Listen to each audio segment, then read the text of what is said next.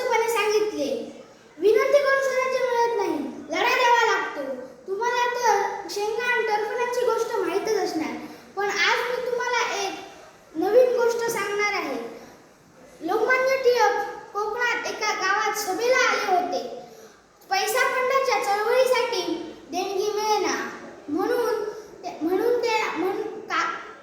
करंदीकरांनी त्यांना एक कागद दिला आणि म्हणाले, कागदावर सही करा.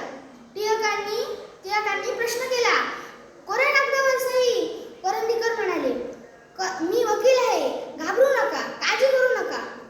टिळकांनी सही केली आणि तो कागद सभेला लिलावासाठी ठेवला. आणि तो तुम्हाला आश्चर्य वाटेल, ज्या काळात सोनं 5 रुपये टोळ होतं, त्याच काळात तो कागद 1000 रुपयाला विकला गेला. 1000 रुपयाला. नंतर लोकमान्य टिळक पुण्यात असताना त्यांना एक पत्र आलं.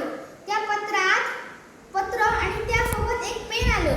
त्या पत्रात लिहिलं होतं की त्या पत्रात ब्रिटिश कंपनीने पेन बनवणाऱ्या ब्रिटिश कंपनीने लिहिलं होतं की आम्हाला तुमची सही छापलेलं पेन, तुमची सही कोरलेलं पेन आम्हाला भारतीय बाजारपेठात विकायला परवानगी द्या. पण टिळकांनी ठाम नकार दिला आणि म्हणाले, मी जोपर्यंत जिवंत आहे किंवा मी मेल्यावरही माझ्या बुद्धिमत्तेचा किंवा माझ्या नावाचा किंचितही उपयोग ब्रिटिशांसाठी झालेला चालणार नाही. यावर आपल्याला काय बोध होतो?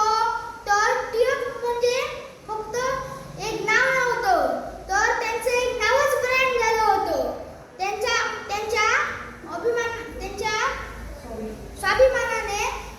स्वाभिमानातून आपल्याला काय समजतं? तर ते पैसा आणि प्रसिद्धी नाकारून त्यांनी स्वाभिमानासाठी पैसा आणि प्रसिद्धी सुद्धा नाकारली. आज त्यांची पुण्यतिथी आपण इथे साजरी करत आहोत.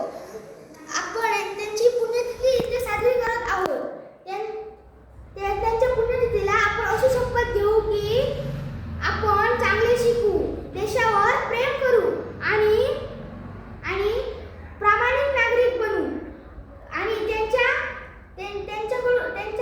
त्यांना आपण अशी